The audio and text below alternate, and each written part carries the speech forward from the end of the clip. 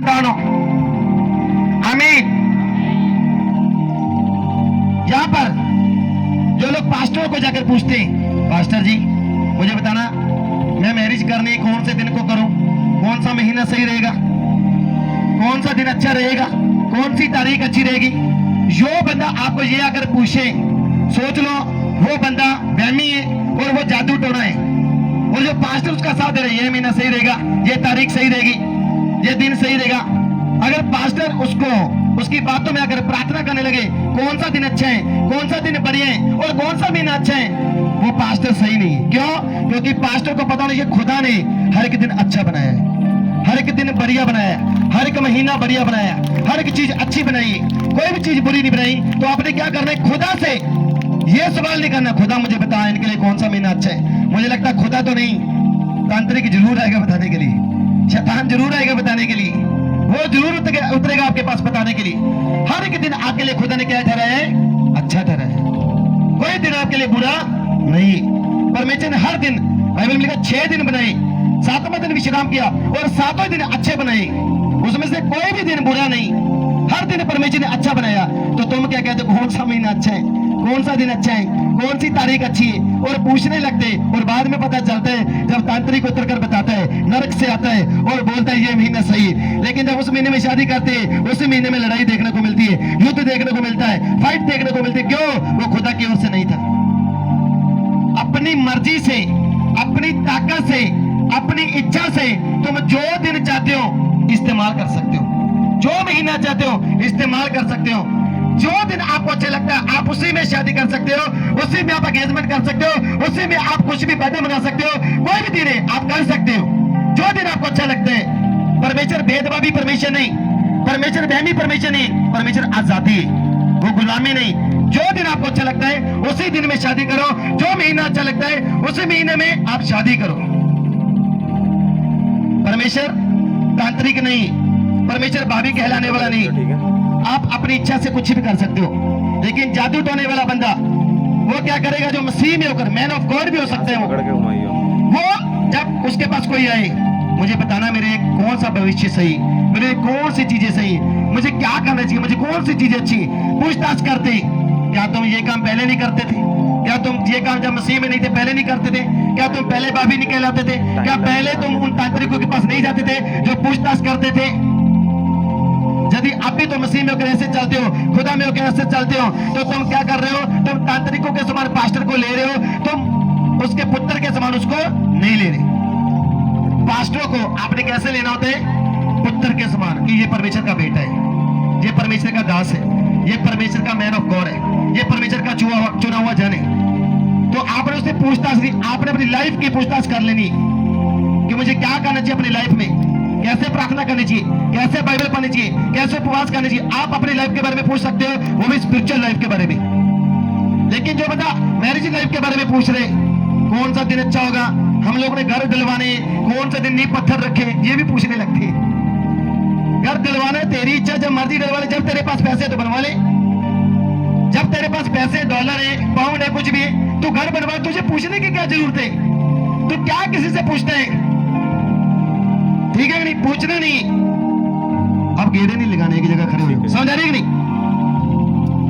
आप किसी से मत पूछो, अगर आप मसीह हो, आप रियल क्राइस्ट हो, अगर आप रियल परमेश्वर के नबी हो या परमेश्वर के चुने हुए जन हो या परमेश्वर के लोग हो, किसी से कुछ मत पूछो। घर बनवाना है, प्रेयर करवा सकते हो पास्टर से, प्रॉपर से, आप किसी भी दास से प्रेयर करवा सकते हो, अपने घर के लिए, अपनी दुकान के लिए, अपने बिजनेस के लिए, अपने मैरिज लाइफ के लिए, अपने एंगेजमेंट के लिए, आप किसी भी चीज के लिए प्रेयर करवा सकते हो। लेकिन ये नहीं पूछना कौन से दिन घर डलवाऊं, कौन से महीने में घर शुरुआत करूं, कौन सा महीना मेरे लिए सही होगा, कौन से तारीख अच्छी होगी। यहाँ पर आप ठोकर खा रहे हो, यहाँ पर आप परमेश्वर के दासों को तांत्रिकों के समान ले रहे हो। और यदि मैन ऑफ गॉड ये दिन सही होगा, ये महीना सही होगा, ऐसे होगा वैसे होगा, फिर वो भी क्या कर रहे हैं, शाऊल के जैसे भटका हुआ है।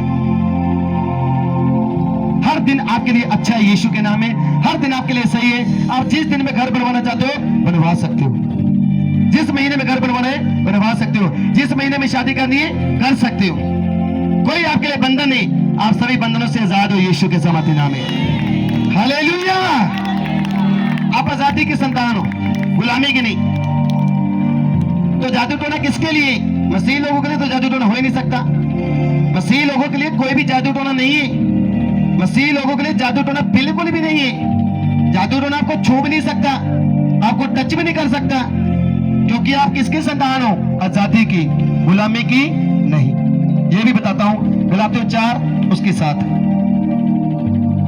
इसलिए तो अब दास नहीं परंतु पुत्र है, और जब पुत्र हुआ तो परमेश्वर के द्वारा वारिस भी हुआ। मतलब ये वचन में ये बता रहे कि जो लोग परमेश्वर पर विश्वास करते, जो लोग मसीह पर विश्वास करते, जो लोग प्रभु में विश्वास करते, मसीह में विश्वास करते हैं, वो गुलामी की नहीं, वो आजादी की संतान है। यीशु मसीह किसकी संतान था? आजादी की। यीशु मसीह को कब्र में गाड़ दिया गया, वो कब्र में चला गया, कब्र में दफनाया गया। क्या कब्र में जादू टोना नहीं था? क्या वहां पर तांत्रिक नहीं थे? क्या वहां पर शैतान नहीं था? क्या कुछ नहीं था? लेकिन जब यीशु मसीह कब्र में गया, इतना प्रकाश, इतना प्रकाश, इतना प्रकाश था, मुर्दों में से जिंदा होकर आया, और जो तांत्रिक जादू टोना जो भी था उन सबको नाश कर कर वापस आया यीशु के सामर्थ्य नाम में। हर बंधनों से आजाद होकर आया यीशु के नाम में, हर बंधनों से छूट कर आया यीशु के नाम में। जोर से बोलो आमीन। हर बंधनों से, क्योंकि प्रेरितों का काम 2:24 में लिखा है, उसने कहा परमेश्वर ने आदुलों के फाटक खोलकर उसको मृतकों में से जिलाया। परमेश्वर ने आपको मुर्दों में से जिंदा किए। पहले था जब हम मसीह में नहीं थे कि जादू टोना तुम्हें छू सकते हैं, तुम्हें जादू टोना टच कर सकता है, लेकिन प्रभु में होकर, मसीह में होकर आपको जादू टोना नहीं छू सकता। आपने क्या करना है? ये बोलना है, मैं गुलामी की नहीं, मैं आजादी की संतान हूँ, मैं यीशु की संतान हूँ, मैं यीशु के लहू में कवर किया गया हूँ, मैं यीशु के लहू से पवित्र किया गया हूँ, मैं यीशु के लहू से आजाद किया गया हूँ, मैं यीशु के लहू से धोया गया हूँ, मैं यीशु के लहू से पवित्र किया गया हूँ। मेरी आंखें, मेरी कान, मेरी सोच, मेरे विचार, मेरा शरीर यीशु के लहू से निर्दोष है, यीशु के लहू से पवित्र है, यीशु के लहू से आजाद है। हर दम यीशु के लहू वाली प्रेयर करनी होगी, और जो बंदा यीशु के लहू वाली प्रार्थना करेगा वो आजादी की संतान है। उस पर जादू टोना नहीं चल सकता, उसको जादू टोना छू भी नहीं सकता।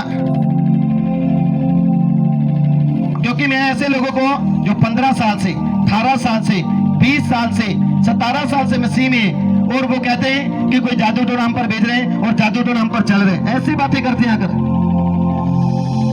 और अभी मुझे 2 साल हुए चर्च चलाते हुए,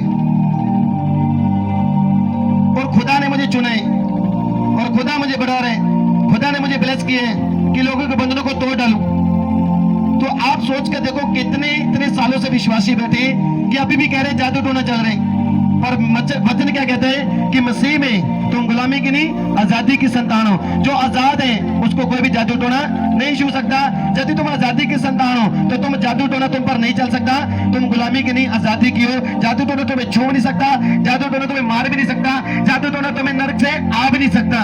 यदि आएगा, भेजने लगेगा, किसी ने तांत्रिक ने या शैतान ने नरक से भेजे, जादू टोना आप पर आया भी है, तो सोच लेना जब आप लहू वाली प्रेयर कर रहे होंगे, उपवास में होंगे, आप अपने घरों को यीशु के लहू में ढक रहे, अपने आप को लहू में ढक रहे, आप प्रार्थना कर रहे, उपवास कर रहे, बाइबल पढ़ रहे, आराधना में, आत्मा में बने हुए, आत्मा में चल रहे हो, वचन की पालना कर रहे हो, वचन की आप शिक्षा में बने हुए हो। जब वो जादू टोना आएगा, आपको आत्मा में जागता हुआ और यीशु के लहू में कवर होता हुआ देखकर वो वापस चला जाएगा यीशु के समाधि नाम में। हालेलुया। इसलिए आपको किसकी जरूरत है? जीसस के ब्लड की। तो अपने पर घोषणा किया करो, मैं गुलामी की नहीं, मैं आजादी की संतान हूं। आमीन। जो लोग मसीह में विश्वास करते हैं वो गुलाम नहीं, वो किसकी संतान है? आजादी की, स्वतंत्रता की संतान है वो। और गलातियों 5:2 में लिखा, आजादी के लिए मसीह यीशु ने हमें आजाद किया है। स्वतंत्रता के लिए मसीह यीशु ने हमें स्वतंत्र किया है, यानी आजाद किया है। क्या क्या यीशु ने हमें आजाद किया है? हर चीज से, शैतान से, दुष्ट आत्मा से, अंधकार से, नरक से, नरक के जादू टोने से। जो नरक में जितनी भी शैतान की कायनात है, उस शैतान की कायनात से खुदा ने हमें आजाद किया है, सिर्फ केवल पुत्र के द्वारा। तो मसीह लोगों वह मत करो कि जादू टोना तुम पर चल जाएगा, बिल्कुल भी नहीं चल सकता यदि तुम आजादी के संतान हो तो। एक वचन लेते, गिनती की किताब 23 उसकी 23, नंबर्स 23:23। नीचे कोई मंत्र याकूब पर नहीं चल सकता और इजराइल पर भी कहना कोई अर्थ नहीं रखता, परंतु याकूब और इजराइल के विषय में अब यह कहा जाएगा कि परमेश्वर ने क्या ही विचित्र काम किया है, बहुत अच्छा काम किया है, बहुत बढ़िया काम किया है। क्योंकि याकूब का मतलब होता है इजराइल, इजराइल का मतलब होता है आशीष, आशीष उन लोगों पर जो लोग आज्ञा को मानते हैं। याकूब इसलिए आशीषित था क्योंकि वो परमेश्वर के वर्ष को, परमेश्वर की बातों को मानता था। यदि तुम ब्लेसिंग का कारण बनना चाहते हो, ब्लेसिंग देखना चाहते हो, तो तुम्हें परमेश्वर के दास याकूब के जैसे आज्ञा को मानना होगा, उस पर मनन करना होगा, वचन पर मनन करना होगा, वचन में बने रहना होगा, आत्मा में चलना होगा, उसके प्रेम में बने रहना होगा। याकूब पर जादू टोना क्यों नहीं? परमेश्वर ने प्रोफेसी की है। उसने कहा याकूब पर कोई जादू टोना नहीं चलता। क्यों नहीं चलता? क्योंकि याकूब एक विश्वासी इंसान था। याकूब रात को प्रार्थना में बैठा है, दिन चढ़ने वाला हो गया, दूतों ने उसको बोला याकूब दिन चढ़ने वाला है, अब तू घर चला जा। उसने कहा नो नो नो नो, जब तक तू मुझे आशीष नहीं देगा तब तक मैं यहाँ से हिलूंगा भी नहीं। स्वर्गदूतों ने उसकी नस रोक दी। उसने कहा बिल्कुल चाहे नस रोक दे, चाहे लंगड़ा कर दे, लेकिन यहाँ से हिलूंगा नहीं। वो प्रार्थना में बैठा रहा, बैठा रहा, बैठा रहा। तब एक आवाज आई, याकूब याकूब, आज से तेरा नाम याकूब नहीं इजराइल होगा, क्योंकि तू दूतों से यानी मनुष्यों से युद्ध कर कर जीत गए। जब ये आवाज आई तो उसने कहा आज से तेरा नाम याकूब नहीं इजराइल होगा। इजराइल का मतलब आशीष। याकूब ने अपने शरीर को हराया, अपने शरीर की ताकत को बंद किया, अपने शरीर को तोड़ा और आत्मा में जीत को प्राप्त कर कर गया। यदि तुम भी आत्मा में बने रहोगे, आत्मा में चलते रहोगे, आत्मिक आज्ञा को मानते रहोगे, तो जीत तुम्हारी होगी यीशु के समर्थी नाम में।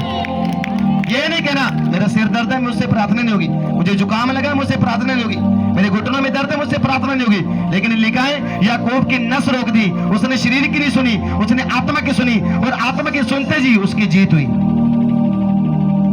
तो इसलिए उसने कहा याकूब के कहने पर जादू टोना नहीं चलता। क्यों? क्योंकि याकूब के जैसे आपका समर्पण चाहिए। इसलिए याकूब ने ऐसा समर्पण किया, उसने शरीर की नहीं सुनी, आत्मा की सुनी, और आत्मा की सुनने के बाद उसकी जीत हुई। इसलिए जब तुम प्रेयर में बैठोगे तो जादू टोना नहीं चलेगा। लेकिन तुम प्रेयर में नहीं बैठोगे, शरीर की सुनोगे, बीमार हो, दुखी हो, परेशान हो, पैसा नहीं है, ये है वो है, आप प्रेयर नहीं करेंगे, जादू टोना आएगा और चलेगा भी। इसलिए आपकी प्रेयर होगी, उपवास, फास्टिंग, बाइबल स्टडी और जीसस का ब्लड रिलीज करोगे तो जादू टोना आपको नहीं छुएगा। आज्ञा को मानने वाले पर जादू टोना नहीं चलता, लेकिन जो आज्ञा को नहीं मानता उनको जादू टोना छूता है। इसलिए यदि तो परमेश्वर की संतान हो तो परमेश्वर की आवाज को सुनो। जब तुम मम्मी पापा के द्वारा पैदा हुए तो तुम मम्मी पापा की आवाज सुनते थे और मम्मी पापा के चलाई चलते थे। इसलिए उसने कहा याकूब के घराने पर कोई तंत्र मंत्र नहीं चल सकता। चाहे कोई रात को 1 बजे आप पर कोई भेज रहे, चाहे 2 बजे, चाहे 4 बजे भेज रहे, नहीं चल सकता। यदि तुम आजादी के संतान बनकर धरती पर जियोगे, उपवास किया करो। एतवार और वीरवार आपने उपवास में आना, कुछ खाकर नहीं आना, ये याद रखना मेरी बात। जब भी तुम चर्च आते हो कुछ खाकर मत आना, भूखे आना है चर्च में। दूध पी कर आओ, चाय पी कर आओ, जूस पी कर आओ, पानी पी कर आओ, पीकर आना है, खाकर कुछ नहीं आना चर्च में किसी ने भी। उपवास में चर्च में आया करो। यानी उपवास का मतलब होता है अपने आप को नम्र कर कर खुदा के पास जाना, अपने आप को बलिदान के साथ लेकर खुदा के पास जाना, भेंट चढ़ाना, बलिदान करना। खुदा तेरे भवन में आया हूं, नम्र होकर, दीन होकर मुझे ब्लेस कर। खुदा आपको ब्लेस करेगा यीशु के समर्थी नाम में। हालेलुया। याकूब का मतलब क्या था? आशीष। और उस लोगों पर जादू टोना नहीं चलता याकूब के जैसे, जो लोग याकूब के समान आज्ञा को मानते। जब तुम आज्ञा को मानोगे तो फिर तुम पर जादू टोना नहीं चलेगा। यदि तुम आज्ञा को नहीं मानते हो तो जादू टोना टच करेगा। मसीह लोगों के लिए जादू टोना है तो नहीं, लेकिन क्यों छूता है? क्योंकि उनका जो आत्मिक लेवल है ना वो सही नहीं। उनका आत्मिक लेवल ना होने के कारण जादू टोना उन्हें छूता है। इसलिए जादू और टोना मसीह लोगों को टच भी नहीं कर सकता, लेकिन छूने का कारण एक ही है कि उनकी स्पिरिचुअल लाइफ कमजोर है। इसलिए रोज प्रार्थना करनी है, बहुत ज्यादा बाइबल पढ़नी है, उपवास करने, प्रार्थना करनी है, नाइट प्रार्थना करनी है, रात को अपनी प्रेयर करनी है और खुदा से कहना है कि पवित्र आत्मा मेरे से बात करे, हे प्रभु यीशु मेरे से बात करे, प्रभु यीशु मेरे से बात करे। कभी भी आप प्रार्थना में जाकर खुदा से बात कर सकते हो। तो थोड़े समय के लिए लोग क्या कहते हैं? श्राद्ध आ गए, कुछ ना लेके, ये नहीं लेकर आना, वो नहीं लेकर आना, श्राद्ध आ गए, ये नहीं बनवाना, ये नहीं करना, ओए हाथ मत लगाना इसको, कुछ नहीं लेकर आना अभी। ये चीजें बोलते कि नहीं बोलते? श्राद्ध आ गया, ये आ गया, वो आ गया, तुझे पता क्या चल रहा है? तू कहता है फ्रिज लेकर आनी है, बेड लेकर आनी है, उसे लगता है मैं बेड लेकर आऊंगा शायद उस पर दुष्ट आत्मा साथ आ जाएगी। ऐसा कुछ भी नहीं। आप लोगों के लिए कोई जादू टोना नहीं, कोई रीति रिवाज नहीं, कोई त्योहार नहीं। आप आजादी की संतान हो, आजादी की संतान, गुलामी की नहीं। तुम जब चाहो जो मर्जी ले आओ, तुम्हें टच भी नहीं कर सकता शैतान यीशु के नाम में। जोर से हालेलुया के साथ तारीफ करेंगे। आमीन। समझा रहे कि नहीं? श्राद्ध आ गया, ये नहीं लेकर। जिस दिन श्राद्ध थे ना, मैं उसी दिन घर पे अलमारी लेकर आया था। मैंने कहा सामने लेकर आनी है, सामने लेकर आना है, जो कुछ लेकर आना है। देखते क्या कहते हैं लोग। मुझे लोगों का डर ही नहीं था, लोगों ने क्या करा है, लोग कुछ भी नहीं कहेंगे। मैंने कहा सामने लेकर आना है, जो कुछ भी लेकर आना है। एक ठोकर लेकर आया करो। गाना नहीं सुना? ऐसे एक ठोके कहने हालेलुया वाले, सुना है कि नहीं? एक ठोकर आपने क्या करना है? बेड लेकर आना है, फ्रिज लेकर आनी है, कुछ भी लेकर आना है, सामने लेकर आओ। पता चले बाद में कहेंगे ये तो अच्छा यीशु को मानते हैं, इसलिए इन्हें किसी चीज की चिंता नहीं, डर नहीं। डर उसको है जिनके पास जीवित परमेश्वर नहीं है। तुम्हें डर नहीं है, तुम्हारे पास जीवित खुदा है यीशु के नाम पे। तारीफ छोटी है, जोर से हालेलुया। चिंता नहीं करनी, जो मर्जी ले आओ। आपने बात प्रेयर में कहना है, खुदा तेरे दास ने बोला था कि तुम गुलामी की नहीं आजादी के संतान हो। तुम आजादी के संतान हो, तुम कुछ भी लेकर आओ। लाने का मतलब शराब मत लेना घर पर। समझा रहे कि नहीं? मैं नशे की बात नहीं कर रहा हूं, मैं चीजें वो कह रहा हूं। बेड हो गया, अलमारी होगी, अलमारी कुछ भी आप फर्नीचर वगैरह आप ला सकते हो, क्रोकरी वगैरह ला सकते हो। बहुत सारे लोग डर जाते हैं, ये नहीं लेकर आना, वो नहीं लेकर आना। जो मर्जी लेकर आओ, डरना नहीं है, सामने लेकर आओ। क्योंकि अब सोचकर देखो, बुद्धिमान बंदे को पहचान होती कि जब परमेश्वर ने सृष्टि बनाई थी, जब खुदा ने आकाश और धरती को बनाया, तो क्या परमेश्वर ने ये चीजें बनाई थी जो आप ये रीति रिवाज चल रहे दुनिया में? बनाया था कुछ भी? ऐसा कुछ भी नहीं, कुछ भी नहीं बनाया। मैं आपको बताता हूँ, ये शाया की किताब में से लेकर ये वचन, ये मैंने बताना नहीं था लेकिन मैं बताता हूँ, जरूरी है क्योंकि मेरा टॉपिक कुछ और है। 1:16 नंबर,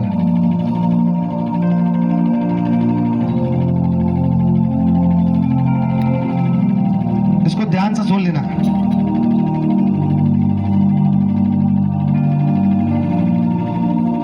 एक की 14 पढ़ता हूं मैं, यशाया 1:14, लेकिन इसको मैं पढ़ूंगा पंजाबी में, हिंदी में कुछ और है, पंजाबी में कुछ। ਤੁਹਾਡੇ ਅੰਸਿਆਂ ਤੇ ਤੁਹਾਡੇ ਨਿਯੁਕਤ ਕੀਤੇ ਹੋਏ ਪਰਬਾਂ ਤੋਂ ਮੇਰੇ ਜੀ ਨੂੰ ਕਿਨ ਆਉਂਦੀ ਹੈ। ਉਹ ਮੇਰੇ ਲਈ ਬੋਝ ਹਨ, ਜਿਨ੍ਹਾਂ ਨੂੰ ਚੁੱਕते चुकते मैं थक गया। और परमेश्वर क्या कह रहे हैं कि जो लोग अपनी ओर से रीति रिवाजों के साथ चलते हैं, जैसे त्योहार वगैरह हो गए जो खुदा की ओर से नहीं, ठीक है कि नहीं? पर्व मनाते हैं खुदा की ओर से नहीं है, जो अपनी ओर से चलते हैं, जो अपनी ओर से मनाते हैं। परमेश्वर ने कहा ये मेरी ओर से नहीं है, इससे मुझे मुश्क आती है, घृणा आती है। खुदा ने कहा ये मेरी ओर से नहीं। जो तुम रीति रिवाज के साथ चलते रहो, मेरा दादा वो करता है, मेरा परदादा वो करता है, मेरा दादा मेरा डैडी, अब मैं भी करूंगा, जैसे हमारे पूर्वज करते हैं वैसे ही करेंगे। फिर क्रूस किस लिए उठाई थी उतनी? जो आपके लिए यीशु ने क्रूस उठाई थी, वो किस लिए उठाई थी? यीशु ने क्रूस उठाई इसलिए कि जो तू अपने बाप दादों के जैसे चलता रहे, परदादों के जैसे चलता रहे, कि उन शापों को जब तू मुझ पर विश्वास करे क्रूस पर खत्म होता पाए। कि जब तू विश्वास करे कि यीशु मैं तुझ पर विश्वास करता हूं कि आपने हमारे पूर्वजों के जो शराब थे, जो हम पर चलते थे, आपने क्रूस पर उठा लिए। हम विश्वास करते हैं आज से अब हम यीशु पापी नहीं, अपराधी नहीं, गुनहगार नहीं, शापित नहीं, तेरे क्रूस उठाए जाने से आजाद है यीशु के सामर्थ्य नाम में। जब तुम ये कहोगे यीशु को, तो तुम्हारे पूर्वजों की भी शराब है आप अपने अंदर खत्म होता पाओगे यीशु के नाम में। आमीन।